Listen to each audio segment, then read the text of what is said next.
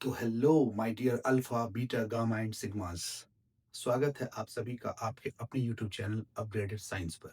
तो class 10th की science की जर्नी हमें हमारे फिजिक्स के चैप्टर नंबर 9 लाइट, रिफ्लेक्शन और रिफ्रैक्शन तक ले ही आई। जाहिर सी बात है, इस चैप्टर में आपके बहुत सारे डाउट्स होंगे, जैसे मिरर की प्रॉपर्टीज, लेंस की properties, ray diagram, sign conventions, numericals और बहुत ही कुछ। तो कोई बात नहीं, इनसाइड डाउट्स का जस्टिफिकेशन और इनसाइड डाउट्स का सॉल्यूशन इस वीडियो में आपको क्लियरली मिलेगा। साथ ही साथ ये वीडियो आपके चैप्टर से रिलेटेड हर एक कंसेप्ट को क्लियर कर देगा और मजेदार टिप्स एंड ट्रिक्स भी आपको सीखने को मिलेंगे। साथ ही साथ इस वीडियो में पढ़ाए गए सारे कंसेप्ट्स आपके एग्जामिनेशन पॉइंट ऑफ व्यू से ही डिजाइन किए गए हैं, तो ये आपके एग्जाम में आपकी बहुत हेल्प करेगा। तो चलिए शुरू करते हैं अपना chapter number 9 light, reflection and refraction. Thank you. तो आइए समझते हैं इस चैप्टर की इंपॉर्टेंट कंसेप्ट के बारे में। जैसा कि हमारे चैप्टर का टाइटल ही है, लाइट, रिफ्लेक्शन एंड रिफ्रैक्शन। तो समझते हैं लाइट है क्या। बेसिकली लाइट इन जनरल एक एनर्जी का फॉर्म है और जिसे हम रेडिएंट एनर्जी भी कहते हैं। साथ ही साथ लाइट जो है ऑप्टिक्स का एक पार्ट है। ऑप्टिक्स बेसिकली फिजिक्स का एक ब्रांच है जिसमें लाइट की प्रॉपर्टीज और डिफरेंट टाइप के ऑप्टिकल इंस्ट्रूमेंट के बारे में पढ़ते हैं। कहा गया है कि लाइट एक इलेक्ट्रोमैग्नेटिक रेडिएशन। तो बेसिकली इलेक्ट्रोमैग्नेटिक रेडिएशन बेसिकली एक एनर्जी है जो ट्रेवल करती है वेव या पार्टिकल के फॉर्म में, और इसकी स्पीड बेसिकली लाइट की स्पीड के थ्रू ही कंसिडर की जाती है। अब आगे हम समझते हैं लाइट क्या है। तो बेसिकली ये एक नेचुरल एजेंट है जिसकी मदद से हम किसी चीज को देख पाते हैं, या जो हमें किसी चीज को देखने में मदद करता है, मतलब हमारी आईज पर एक सेंसेशन ऑफ विजन देता है। साथ ही साथ इसके पास एक डुअल नेचर भी है। Dual nature means wave nature and particle nature. इसके बारे में भी हम आगे समझेंगे। बेसिकली जो हमें बताया गया है और जो हमें पढ़ाया जाता है इन जनरल कि light travels in straight line.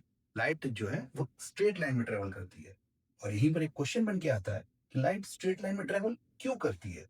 Because light की स्पीड बहुत ज्यादा ट्रिमेंडस है। इसकी स्पीड 3 × 10⁸ मीटर पर सेकेंड है। तो जब भी कोई चीज बहुत हाई स्पीड से ट्रेवल करेगी तो इन जनरल वो एक स्ट्रेट लाइन में ही ट्रेवल करेगी, इसलिए लाइट स्ट्रेट लाइन में ट्रेवल करती है। नाउ अनदर फैक्ट, लाइट एक ट्रांसवर्सल वेव है और इसे चलने के लिए किसी भी मीडियम की जरूरत नहीं पड़ती। मतलब ये वैक्यूम में भी चल सकता है और किसी मटेरियल मीडियम में सॉलिड, लिक्विड और गैस इसमें भी चल सकता है। नाउ नेक्स्ट, लाइट की अलग अलग प्रॉपर्टीज जो है वो बेसिकली हम इसकी वेलोसिटी, वेवलेंथ, इनके अकॉर्डिंग कैलकुलेट करते हैं। तो इन जनरल लाइट की वेलोसिटी और वेवलेंथ कभी भी आपको मीडियम बाय मीडियम हमेशा चेंज होते रहती है, और हम ये कह सकते हैं कि ऐसा कभी नहीं होगा कि लाइट की स्पीड मींस वेलोसिटी और लाइट का वेवलेंथ जो है वो चेंज ना हो रहा हो, या ऐसा कोई कॉन्सेप्ट नहीं आएगा। अगला कॉन्सेप्ट है कि लाइट की वेलोसिटी और wavelength medium bye medium change करती है। जब लाइट एक मीडियम से दूसरे मीडियम में ट्रेवल करती है तो इसकी वेवलेंथ और वेलोसिटी मतलब स्पीड बदलते रहती है। बट इसकी एक ऐसी प्रॉपर्टी है जो हमेशा सेम रहती है, वो होती है फ्रीक्वेंसी। लाइट की frequency in general medium change होने पर सेम ही रहती है या बदलती नहीं है। अब इसके अलावा जो हमारे लाइट का वेवलेंथ का रेंज है, जिसे हमारी आई डिटेक्ट कर पाती है, जिस रेंज में हम किसी चीज को देख पाते हैं, वो है अप्रॉक्स 400 नैनोमीटर टू 700 नैनोमीटर। और ये 400 नैनोमीटर टू 700 नैनोमीटर एक रेंज है जिसमें हम किसी चीज को देखते हैं। 400 बेसिकली वायलेट के लिए और 700 नैनोमीटर बेसिकली रेड के लिए इस्तेमाल किया जाता है। 400 नैनोमीटर से कम या 700 नैनोमीटर से ज्यादा हमारी आंख डिटेक्ट नहीं कर पाती। मीन्स जब हम किसी चीज को देखते हैं तो लाइट की मदद से ही देखते हैं, और जब हम किसी को देख रहे हैं तो इसे हम कहेंगे visible light. Means visible light के प्रेजेंट में ही हम किसी चीज को देख सकते हैं। सिंस मैंने आपको बताया कि लाइट इलेक्ट्रोमैग्नेटिक रेडिएशन या इलेक्ट्रोमैग्नेटिक स्पेक्ट्रम का एक पार्ट है, तो इसके अकॉर्डिंग हमें यह भी जानना होगा कि इलेक्ट्रोमैग्नेटिक स्पेक्ट्रम में और भी बहुत सारी चीजें हमें पढ़ने को मिलेंगी जो आपको हायर क्लासेस में पढ़ना है। अब हम समझते हैं लाइट की कुछ प्रॉपर्टीज। तो बेसिकली लाइट का एक फंडामेंटल नेचर है कि लाइट में एक वेव नेचर भी है और पार्टिकल नेचर भी है। इसी के को हम कहते हैं डुअल नेचर। यहाँ पर एक इक्वेशन लिखा हुआ है, E is equal to H nu. E यहाँ एनर्जी को रिप्रेजेंट कर रहा है, एच प्लैंक कांस्टेंट है और न्यू मींस फ्रीक्वेंसी।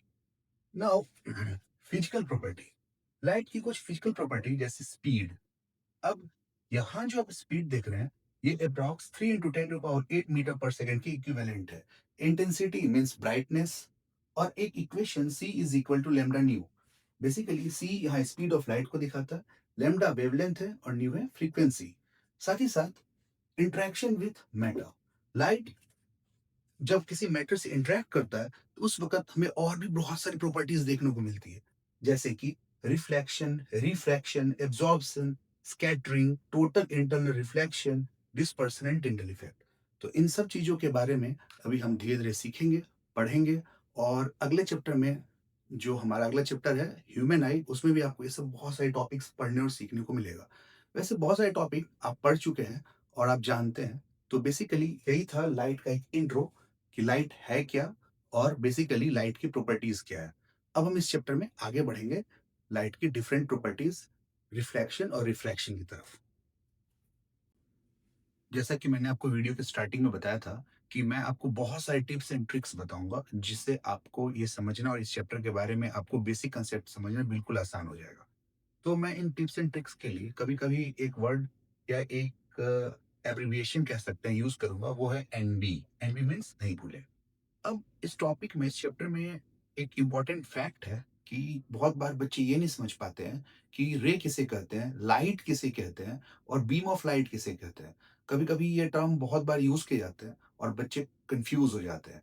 कभी कभी एक टर्म जिसको आप पेंसिल ऑफ लाइट भी बोलते हैं, ये बहुत पूछा जाता है। एक टाइम में बिहार बोर्ड का सबसे इंपॉर्टेंट क्वेश्चन था इस चैप्टर से, पेंसिल ऑफ लाइट क्या होता है। चलिए सबसे पहले समझते हैं कि रे क्या होता है। आइए देखिए, ध्यान दीजिए। अरे कुछ नहीं है, जब कोई लाइट एक स्ट्रेट लाइन में ट्रेवल कर रही है तो उसके ज्योमेट्रिकल रिप्रेजेंटेशन को ही हम रे कहते हैं। बेसिकली मैथमेटिक्स में आपने पढ़ा होगा रे के बारे में। ये एक ज्योमेट्रिकल कॉन्फ़िगरेशन है या ज्योमेट्रिकल कंस्ट्रक्शन है, जिसके एक एंड पर एरो मार्क और एक एंड पर हम पॉइंट लिखते हैं। इसका मतलब ये है कि एक पार्ट इसका एंडलेस होता है, जिसको स्ट्रेट कहीं तक बढ़ा सकते हैं, और एक इसका स्टार्टिंग पॉइंट है।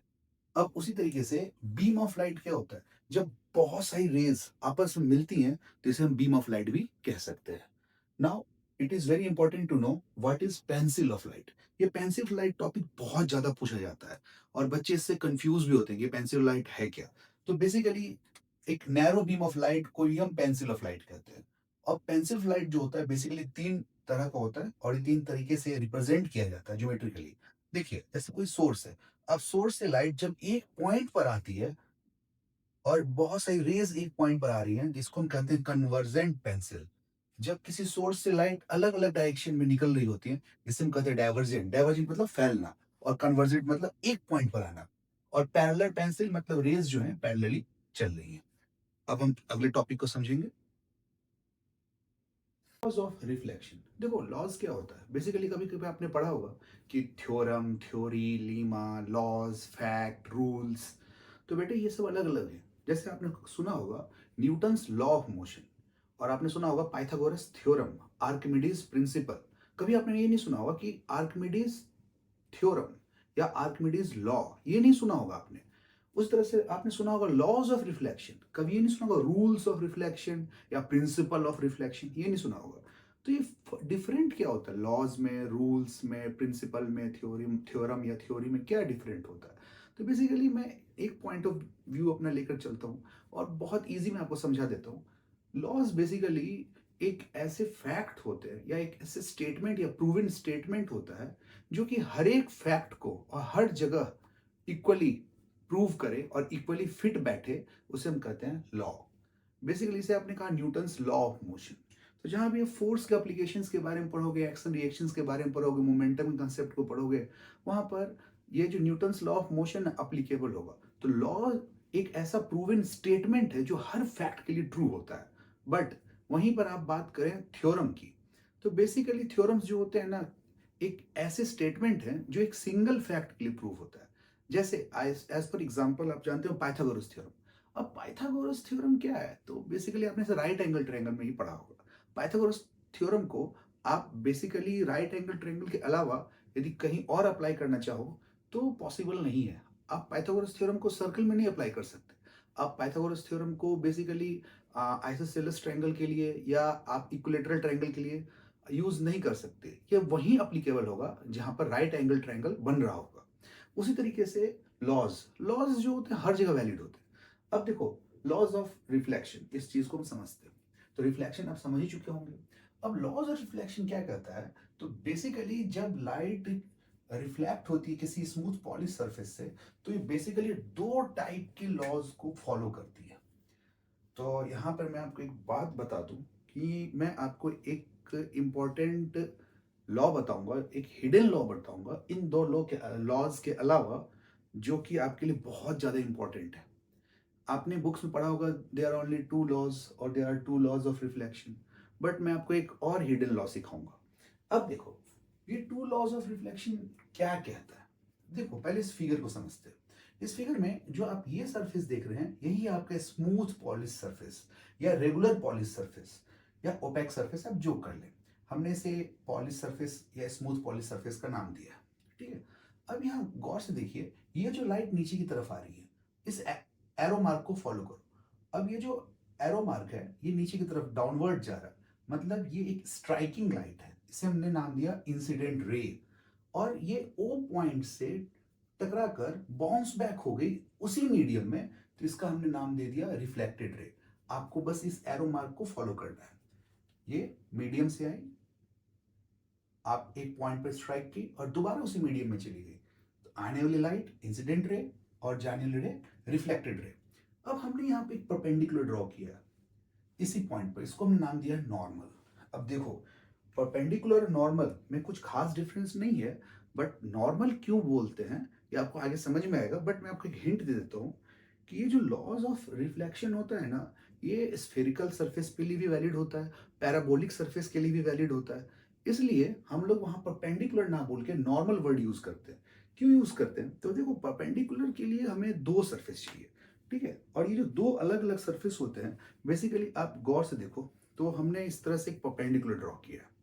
इसके लिए हमें एक प्लेन सरफेस ही है और एक आपको वर्टिकल सरफेस ही है, हॉरिजॉन्टल वर्टिकल। तो यहाँ पर परपेंडिकुलर बोलोगे। लेकिन मान लो कोई सरफेस कर्व है, ठीक है? अब कर्व सरफेस पे आप परपेंडिकुलर ड्रॉ कर रहे हो, परपेंडिकुलर ड्रॉ कर रहे हो, तो एग्जैक्ट परपेंडिकुलर नहीं होगा। इसलिए हमने उसकी जगह वर्ड यूज किया नॉर्मल, जो कि लगभग लगभग परपेंडिकुलर के इक्वल ही होता है, ये हम एज्यूम कर लेते हैं। नाउ हम आगे समझते हैं इस चीज को, ध्यान दीजिए। अब देखो, हमने इस इंसिडेंट रे का नाम रख दिया है पी ओ और रिफ्लेक्टेड रे का नाम रख दिया है ओ क्यू। नॉर्मल आपका है एन ओ। अब यहाँ पर एक दूसरा फैक्ट जो आपको समझना है, ये लिखा हुआ है एंगल आई और एंगल आर। एंगल आई क्या होता है? तो बेसिकली एंगल आई नॉर्मल और इंसिडेंट रे के बीच बनने वाला एंगल है, जिसको हम कहते हैं एंगल ऑफ इंसिडेंस। और angle r basically reflected ray और नॉर्मल के बीच बनने वाला एंगल होता है, इसे हम कहते हैं एंगल ऑफ रिफ्लेक्शन। अब आप ध्यान दो कि हमारा पहला लॉ क्या कहता है। पहला लॉ कहता है कि इंसिडेंट रे, रिफ्लेक्टेड रे और normal at the point of incident all lies in the same plane and at a same point। देखो, तो आप इसको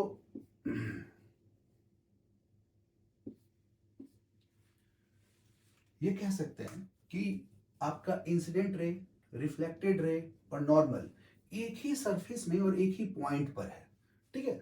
और बेसिकली आपको ये भी अंडरस्टूड करना होगा कि ये केवल और केवल एक स्मूथ रेगुलर सरफेस के लिए वैलिड होता है। लॉज ऑफ रिफ्लेक्शन जो फर्स्ट लॉ आपका कह रहा है कि इंसिडेंट रे, रिफ्लेक्टेड रे और नॉर्मल ये तीनों एक ही सरफेस पर होंगे और एक ही पॉइंट पर होंगे। सेकेंड लॉ क्या कहता है? एंगल ऑफ इंसिडेंस, मतलब नॉर्मल और इंसिडेंट रे के बीच बनने वाला एंगल इक्वल होगा रिफ्लेक्टेड रे और नॉर्मल के बीच बनने वाले एंगल के, मतलब एंगल ऑफ रिफ्लेक्शन के। Angle I is equal to angle R. यहां देखो, incident angle P O N और reflected angle Q O N आपस में इक्वल होंगे और इसका भी एक प्रूफ है। अब कुछ इंपॉर्टेंट फैक्ट जो मैंने आपको बताया था, मैं पहले ही कहा था कि जो इंपॉर्टेंट फैक्ट होंगे उनको मैं एनबी मतलब नहीं भूलें कहता हूँ जनरली। अब आपको समझना है कि मैंने आपको आपसे प्रॉमिस किया था कि मैं आपको एक हिडन लॉ बताऊंगा। 2 लॉ के अलावा एक तीसरा लॉ भी है जो कि बहुत इंपॉर्टेंट है। वो क्या है? चलिए समझते हैं। देखिए, आप जरा इस एंगल को गौर करो। अब देखो ये पूरा एंगल 90 डिग्री है। ये एंगल होगा 90 माइनस आई, और ये इस साइड का ये पूरा एंगल 90 है, तो ये एंगल कितना होगा 90 माइनस आर। अब 90 माइनस आई और 90 माइनस आर ये कौन से एंगल है? तो बेसिकली इनको हम कहते हैं ग्लांसिंग एंगल।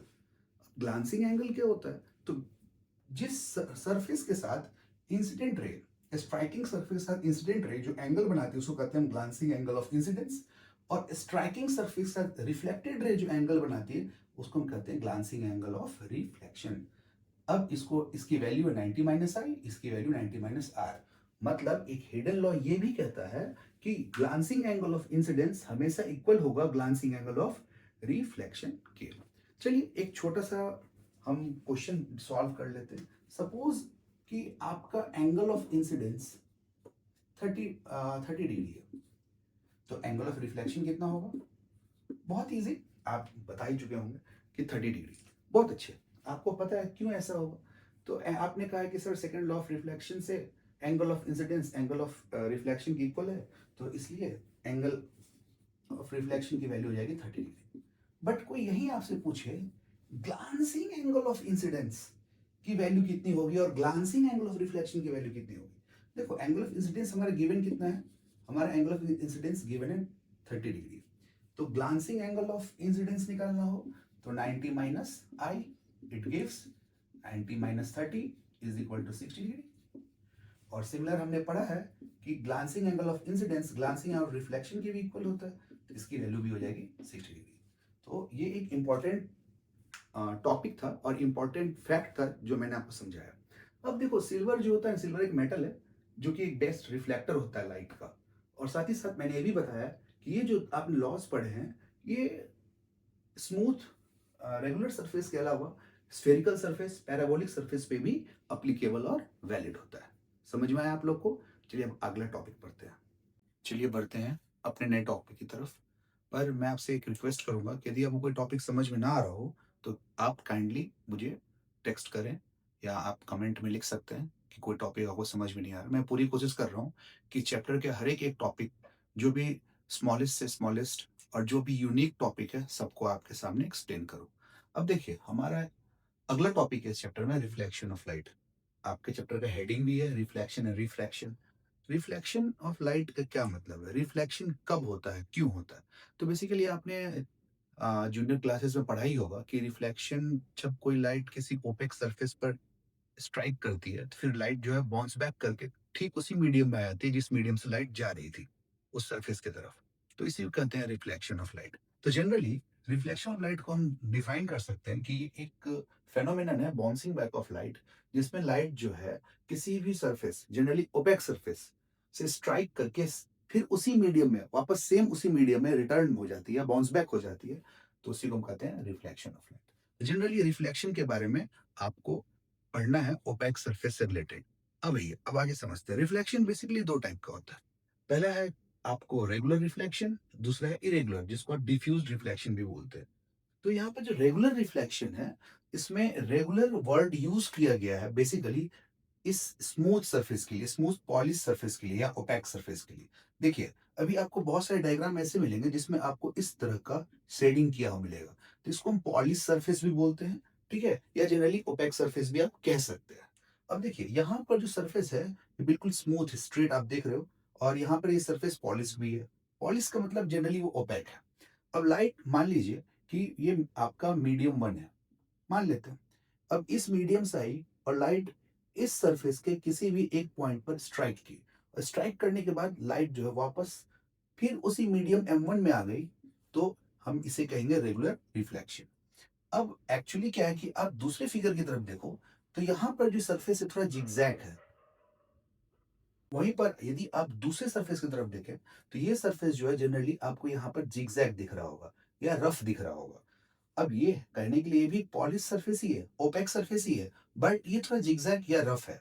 तो रफ होने की वजह से एक्चुअल में जब लाइट इस पर स्ट्राइक कर रही है तो ये किसी भी डायरेक्शन में निकल जा रही है।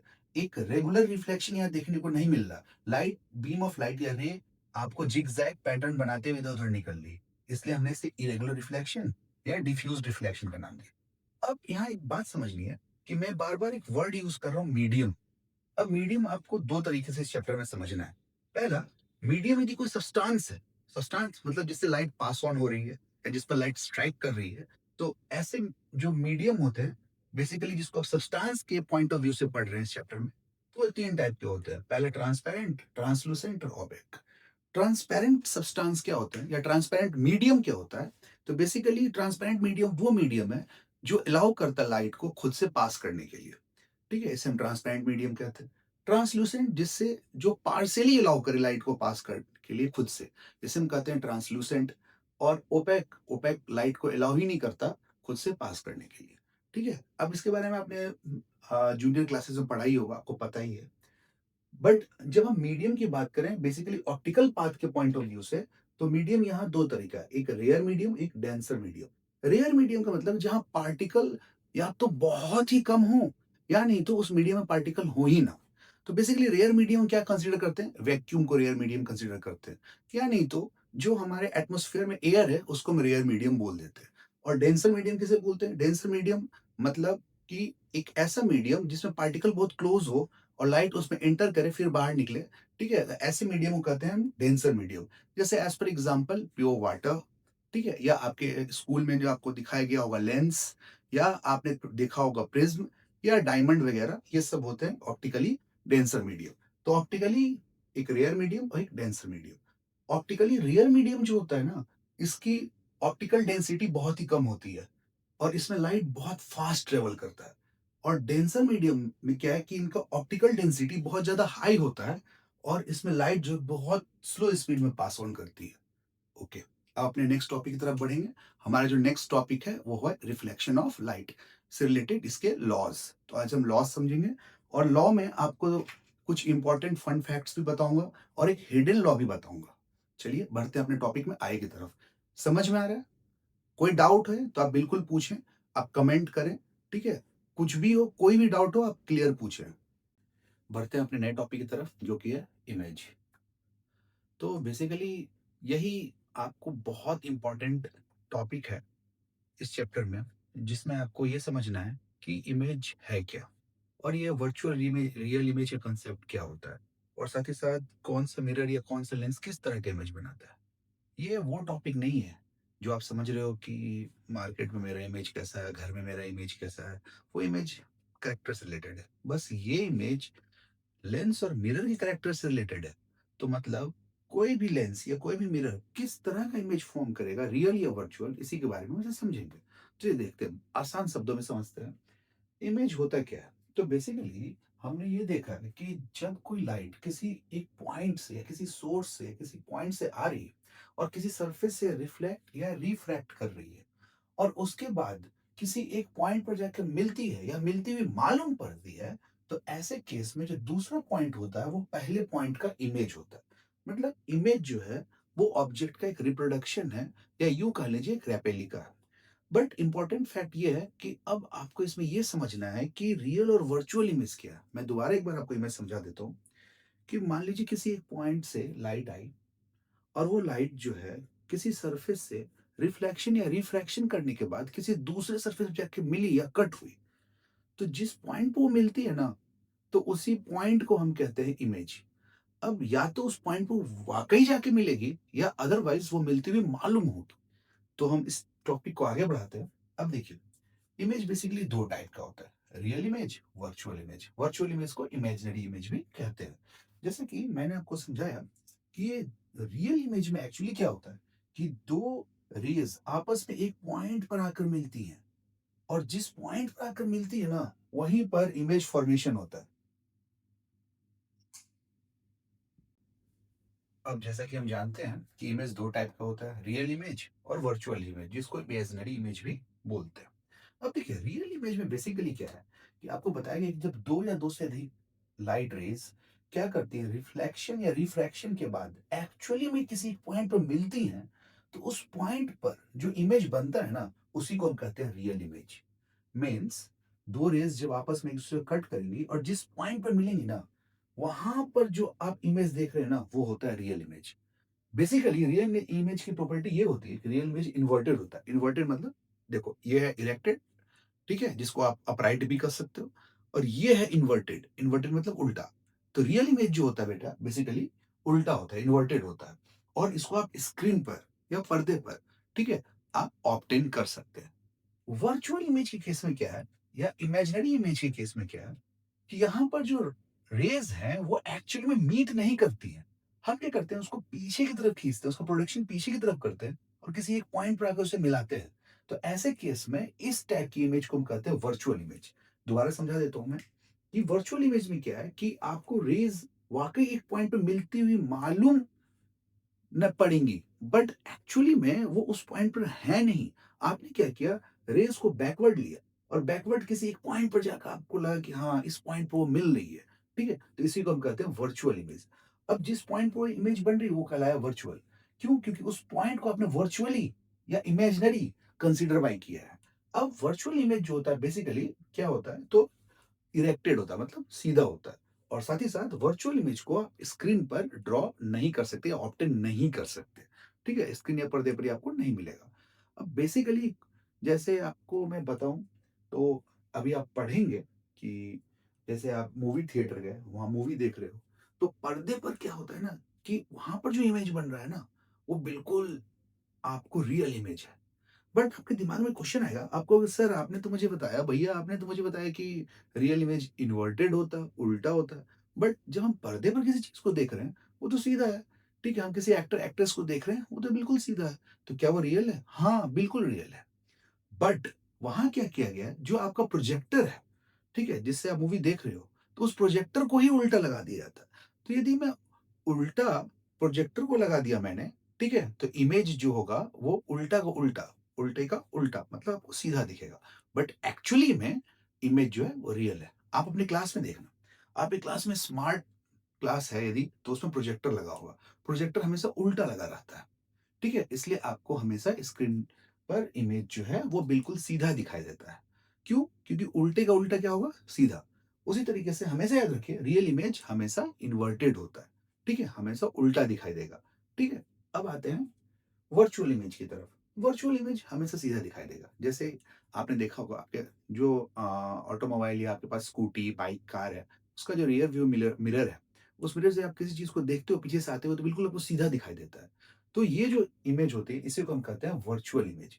वर्चुअल इमेज की प्रॉपर्टीज़ ये होती है कि ये आपको सीधा दिखेगा, साथ ही साथ वर्चुअल इमेज को आप स्क्रीन पर ऑब्टेन नहीं कर सकते हैं। तो यही था आपका रियल इमेज और वर्चुअल इमेज।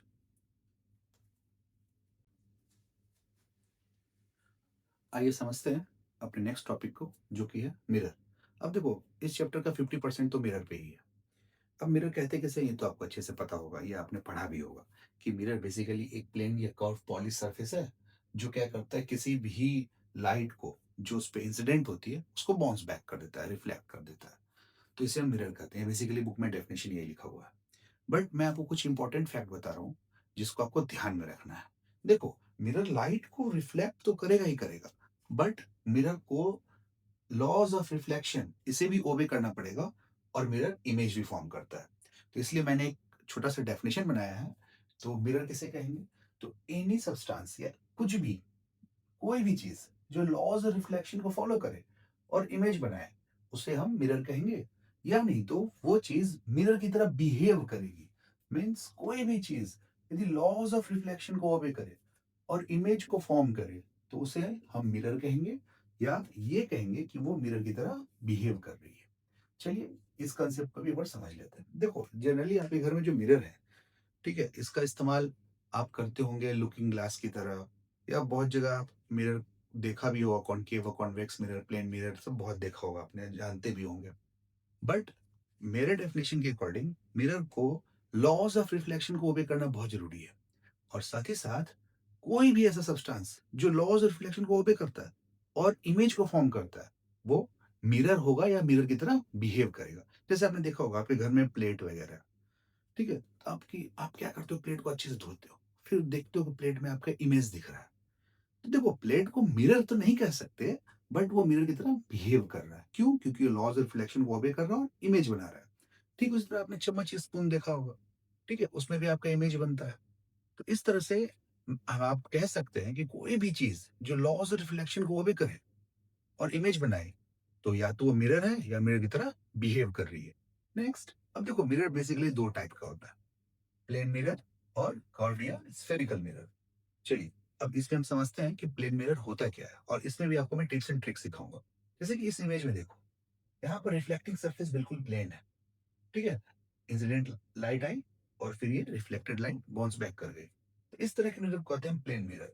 तो प्लेन मिरर का जो रिफ्लेक्टिंग सरफेस होता है, वो प्लेन हो। इसका रिफ्लेक्टिंग सरफेस प्लेन होगा। ये लॉज़ ऑफ रिफ्लेक्शन को ओबे करेगा जैसे कि मैंने कहा और साथ ही साथ ये इमेज को भी फॉर्म करेगा। अब जो प्लेन मिरर होता है इस ये जो इमेज फॉर्म करता है ये बेसिकली वर्चुअल मतलब इमेजिनरी होता है और साथ ही साथ ये इरेक्टेड मतलब सीधा होता है।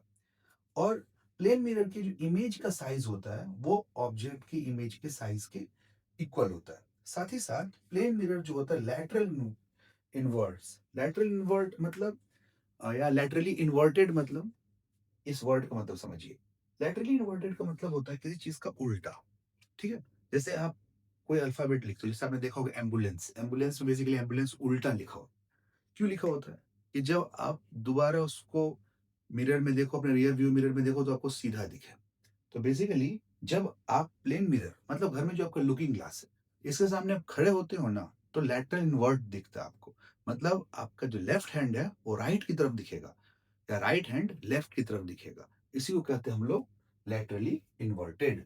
मतलब लेफ्ट राइट की तरफ दिख रहा है और राइट लेफ्ट की तरफ दिख रहा है।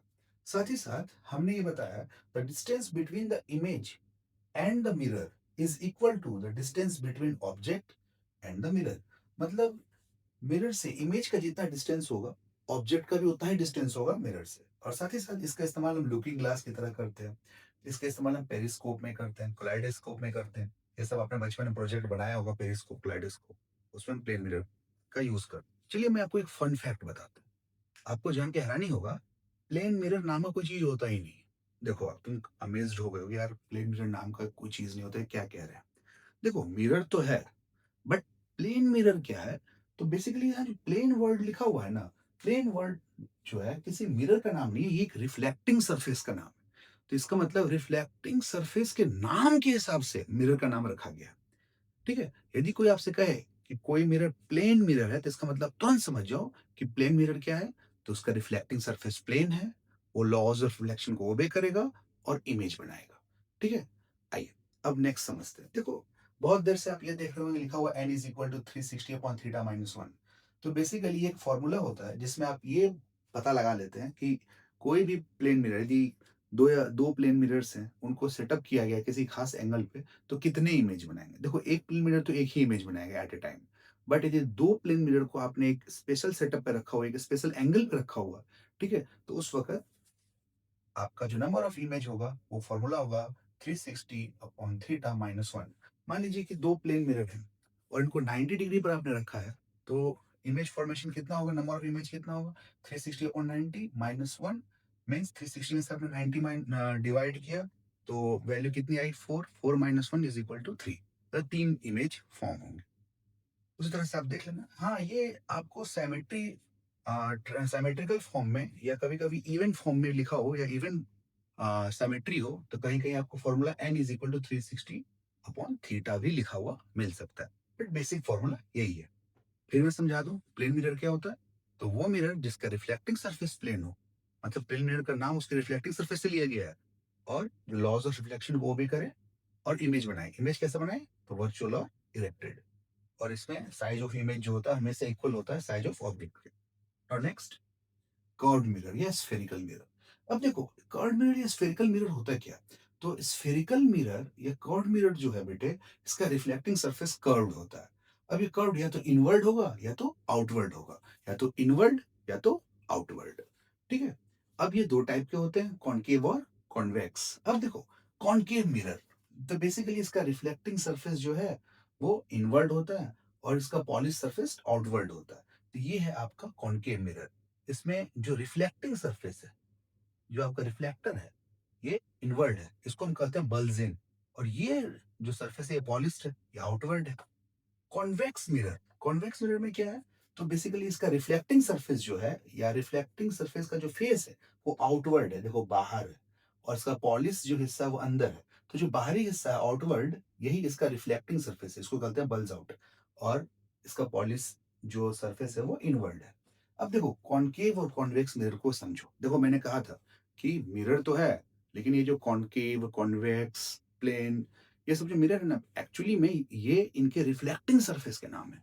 तो कॉनकेव मिरर का मतलब होता है, आप कैसे डिफाइन करोगे? कोई पूछे व्हाट इज कॉनकेव मिरर, तो आप कहेंगे sir a mirror whose reflecting surface is concave and which obeys laws of reflection and forms images।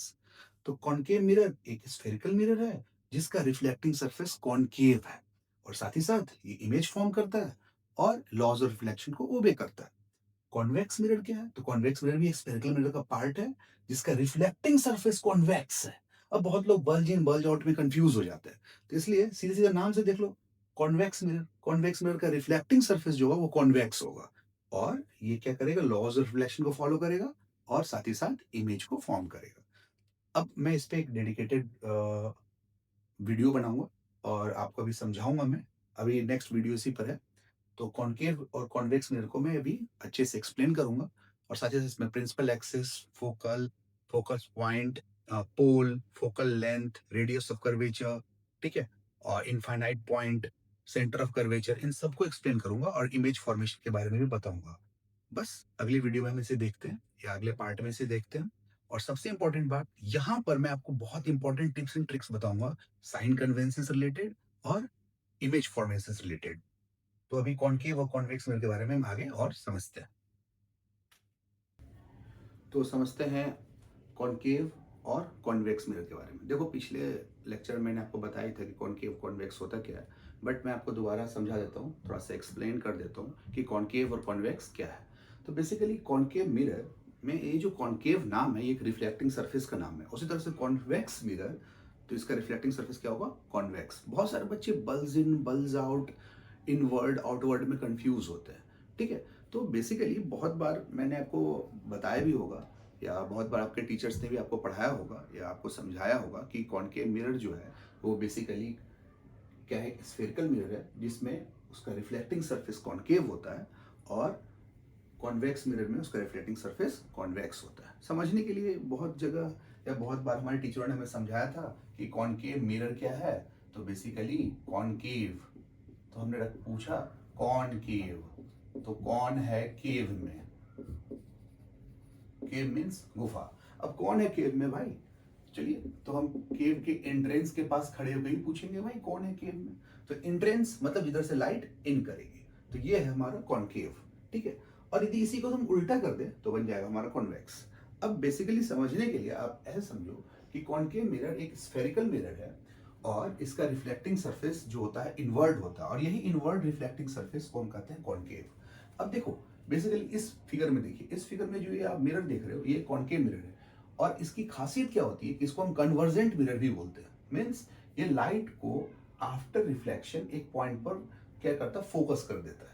तो बेसिकली यहाँ देखो ये एक लाइन है जिसको हम प्रिंसिपल एक्सिस बोलते हैं, और अभी अपने आने वाले लेक्चर में आपको बताऊंगा प्रिंसिपल एक्सिस क्या है, पोल किसे कहते हैं, फोकस किसे कहते हैं, centre of curvature, infinite point क्या होता है, अभी सब समझाएंगे आपको। तो बेसिकली अब अभी इतना समझ लीजिए कि प्रिंसिपल एक्सिस के पैरेलल कोई लाइट आई या बीम ऑफ लाइट आई, तो आफ्टर रिफ्लेक्शन वो फोकस पर आकर मीट कर गई। तो इसका मतलब क्या है? तो इसे हम कहते हैं कन्वर्जिंग ऑफ लाइट। मतलब अभी मैंने आपको बताया था convergent pencil, divergent pencil, parallel pencil. Converge मतलब लाइट एक पॉइंट पर आके मिल गई, ठीक है, आफ्टर रिफ्लेक्शन। तो इसलिए इस मिरर का नाम है कन्वर्जेंट मिरर। और बेसिकली ये रियल इमेज बनाता है और इन्वर्टेड इमेज बनाता है, और कुछ एक केस ऐसे हैं जिसमें ये वर्चुअल इमेज भी बनाता है। और इसमें क्या है कि जब इमेज फॉर्म होता है ना, तो ऑब्जेक्ट के रिस्पेक्ट में वो इमेज का साइज या तो बहुत छोटा हो सकता है, या इमेज का जो साइज है वो ऑब्जेक्ट के साइज के सेम हो सकता है, या उससे थोड़ा बहुत छोटा या बड़ा हो सकता है, या किसी केस में बहुत ज़्यादा इनलार्ज्ड या बहुत ज़्यादा हाईली इनलार्ज हो सकता है, ठीक है। मतलब ये हर तरह की इमेज को फॉर्म करेगा। इसके इमेज का जो साइज है ऑब्जेक्ट के रिस्पेक्ट में ऑब्जेक्ट के बराबर भी हो सकता है, या ऑब्जेक्ट से कई गुना ज़्यादा बड़ा भी हो सकता है, या ऑब्जेक्ट से कई गुना ज़्यादा छोटा भी हो सकता है, ठीक है। तो इसलिए इमेज फॉर्मेशन के बाद इमेज का साइज बहुत ज़्यादा डिमिनिश्ड या बहुत ज़्यादा हाईली इनलार्ज्ड या स्मॉलर या सेम साइज का हो सकता है। इसका यूज़ हम सेविंग मिरर की तरह करते हैं। इसका यूज़ एस्ट्रोनॉमिकल टेलीस्कोप में भी किया जाता है। इसका यूज़ जो होगा आपको मोटरसाइकिल के हेडलाइट्स में किया जाता है। डेंटल एग्जामिनेशन के लिए किया जा सकता है, सोलर कुकर और सोलर फर्नेस में इसका इस्तेमाल किया जाता है। अब आप बढ़ते हैं कॉन्वेक्स मिरर की तरफ। अब कॉन्वेक्स मिरर क्या है? कॉन्वेक्स ठीक इसका उल्टा, कॉनकेव का उल्टा। अब देखो कॉन्वेक्स रिफ्लेक्टिंग सरफेस का नाम है और ये भी एक स्फेरिकल मिरर है। अब याद रखने वाली बात चीज है बच्चों कि मिरर क्या होता है, मैंने पहले ही समझाया था कि मिरर में किसी भी मिरर का नाम लिखा हो वो उसके रिफ्लेक्टिंग सरफेस का ही नाम है। जैसे मैंने अभी आपको बताया कॉनकेव मिरर, तो आप उसको कैसे डिफाइन करेंगे? तो आप कहेंगे मिरर जिसका रिफ्लेक्टिंग सरफेस क्या है? कॉनकेव, और साथ ही साथ ये लॉज ऑफ रिफ्लेक्शन को फॉलो करेगा और इमेज फॉर्म करेगा। Hence convex mirror whose reflecting surface is convex, और जो लॉज ऑफ रिफ्लेक्शन को ओबे करे और साथ ही साथ इमेज को फॉर्म करे, तो ये कहलाएगा कॉन्वेक्स मिरर। अब कॉन्वेक्स मिरर जो होता है बेटा, इसका बेसिकली रिफ्लेक्टिंग सरफेस आउटवर्ड होता है, मतलब बाहर की तरफ, ये उठा हुआ सरफेस। अब देखो लाइट आई, लाइट जो है वो फैल गई, मतलब डाइवर्स कर गई, इसलिए इसका नाम पड़ गया डाइवर्जिंग मिरर या डाइवर्जेंट मिरर। ये लाइट को फैला देती है, लाइट आई लाइट को फैला देती है आफ्टर रिफ्लेक्शन। अब इसमें जो इमेज बनता है बेसिकली वर्चुअल बनता है और इमेज बेसिकली अपराइट होता है। जैसे कि कॉनकेव में मैंने समझाया था कि इमेज जो है वो रियल और इन्वर्टेड बनता है, तो कॉन्वेक्स मिरर में इमेज वर्चुअल और अपराइट मतलब सीधा बनता है।